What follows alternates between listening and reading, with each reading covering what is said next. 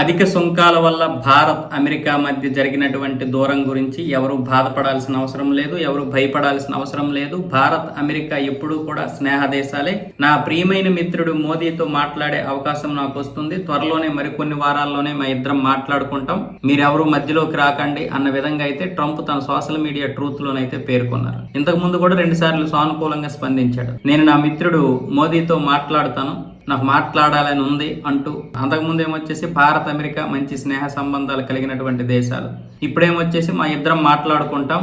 Bharat America యొక్క సంబంధాలు ఇవి అద్భుతమైనటువంటి సంబంధాలు, అవి మళ్ళీ కొనసాగుతాయి. ఇవి కొంచెం తాత్కాలికమే. ఈ యొక్క సుంకాలు రష్యా దగ్గర చమురుకుంటుందనే ఉద్దేశమే తప్ప మాకు మరొక ఉద్దేశం ఏమీ లేదు. ఉక్రెయిన్ ఈ రోజు యుద్ధం వల్ల పూర్తిగా నాశనం అయిపోయే పరిస్థితి వస్తుంది. రష్యా ఏమొచ్చేసి దౌర్జన్యంగా ఉక్రెయిన్ పై యుద్ధం చేస్తుందని ఇదే తప్ప మరి ఇంకేమీ లేదు.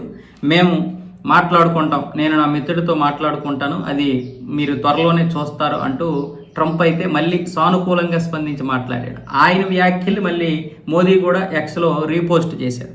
ఇప్పుడు భారత్ అమెరికా మధ్య P-8I గస్తీ విమానాల కొనుగోలు విషయంలో ఇప్పుడు అమెరికా బృందం భారత్ రావడానికి సిద్ధంగా ఉంది. అది అంతర్జాతీయ మీడియాలో వస్తున్నటువంటి వార్తల ప్రకారం అయితే ఆ బృందం త్వరలో భారత్లో పర్యటించే అవకాశాలు అయితే కనిపిస్తున్నాయి. ఏదేమైనా సరే ట్రంప్ తన యొక్క టెంపర్ని తగ్గించుకుంటూ వస్తున్నాడు. ఎందుకంటే ఇప్పుడు అందరూ అక్కడ విమర్శిస్తూ ఉన్నారు, భారత్ లాంటి దేశాన్ని దూరం చేసుకోవద్దు, ఇప్పటికే భారత్ని నాశనం చేద్దాం అనుకున్న చాలా దేశాలు కాలగర్భంలో కలిసిపోయి ఇప్పుడు పక్కనే ఉన్నటువంటి దేశాల పరిస్థితి చూస్తున్నారు కదా.